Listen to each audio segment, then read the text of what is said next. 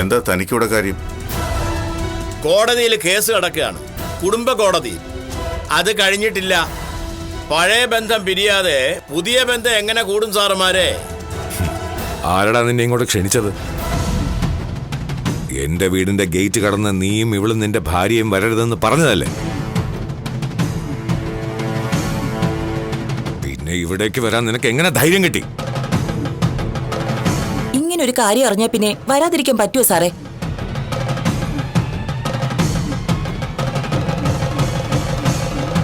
Divorce കഴിഞ്ഞിട്ട് ഇത്തരം ചടങ്ങുകളൊക്കെ നടത്തേ പോരായിരുന്നോ സാറേ?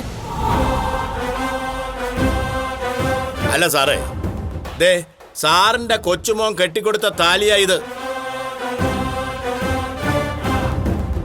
അതുപോലെ കല്യാണത്തിന്റെ അന്ന് സാറിന്റെ കൊച്ചുമോൻ ഇട്ടുകൊടുത്ത മോതിരമാണ് മോളുടെ കൈ കിടക്കുന്നത്.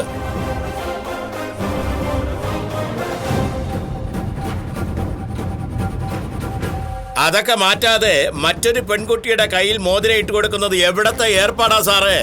മര്യാദക്ക് ഇവനെ വിളിച്ചോണ്ട് ഇറങ്ങിപ്പോടി. ഇവൾ ആരാണെന്നും എന്താണെന്നും അന്ന് കോടതിയിൽ എല്ലാരും കണ്ടതാ. എന്നിട്ട് വീണ്ടും തലയ്ക്ക് വെളിവില്ലാത്ത മോളെയും കൊണ്ട് വന്നിരിക്കുക. അതിനേക്കാളും വെളിവില്ലാത്ത അച്ഛനും അമ്മയും കൂടി. തലയ്ക്ക് വെളിവില്ലാത്തതേ ഇവിടെ ഉള്ളവർക്കാ. അതുകൊണ്ടാണ് ബന്ധം പിരിയുന്നതിന് മുൻപേ നിശ്ചയം നടത്താൻ നോക്കിയത്.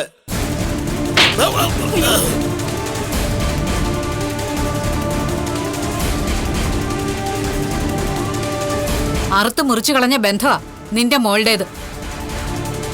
എന്നിട്ട് നീ ന്യായം പറഞ്ഞോണ്ട് വരുന്നോ? സാറേ, എന്നെ തല്ലിക്കോ, തല്ലിക്കൊന്നോ, എന്നാലും നിയമം നിയമത്തിന്റെ വഴിക്ക് തന്നെ പോകണം.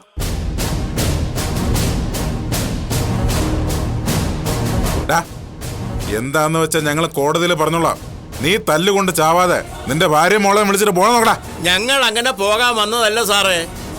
എന്റെ മോക്ക് നീതി കിട്ടണം. അതിനെ നീതി ആരും ഇവിടെ ഒളിപ്പിച്ചു വെച്ചിട്ടില്ല. ആവശ്യപ്പെടുമ്പോ എടുത്തു തരാൻ വേണ്ടിട്ട്. വേണു, ഒരുപാട് തവണ താക്കീത് ചെയ്തതാ നിന്നെയൊക്കെ. മനഃപൂർവ്വം ഈ ചടങ്ങ് തടസ്സപ്പെടുത്താൻ നോക്കിയാ അതിന് നീയും നിന്റെ മോളും അനുഭവിക്കേണ്ടി വരും. അല്ല, നിങ്ങൾ എന്തൊക്കെയായി പറയുന്നേ? ഞങ്ങൾ ചെയ്തത് തെറ്റാണെന്ന് നിയമം പറയട്ടെ, അല്ലെങ്കിൽ കോടതി പറയട്ടെ. നീതി നിയമം നോക്കുന്ന ഒരാൾക്കാര് ഇറങ്ങി പോടി ഇവിടുന്ന്. ഇറങ്ങിപ്പോടോ, പോടാ അങ്ങോട്ട്.